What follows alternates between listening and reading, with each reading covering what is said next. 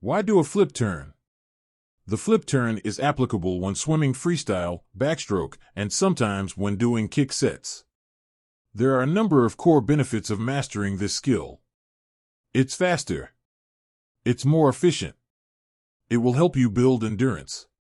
Knowing how to execute a flip turn will ensure a better workout because every time you pause or hang on the wall between laps, you are giving your body a little break. Flip turn tips. While you will not learn to master the flip turn overnight, you can make significant progress just by working on the skill every time you swim. The more you practice, the better you'll become.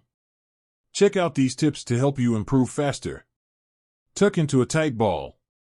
Approach the wall fast. Your momentum into the wall will carry off of the wall when you push off. Don't glide into the wall. Don't lift your head to breathe right before the wall. Use the T on bottom to determine when to flip, or flip at an arm's length from the wall. Push off on your back. Don't breathe on the breakout stroke, it kills your speed off the streamline. Practice flipping with two different, right/left, lead arms. Flip turn all the time, in every workout and every set. Flip turn drills. While you'll make a conscious effort on every flip turn that you do, it's always a good idea to take a step back and incorporate drills in your training.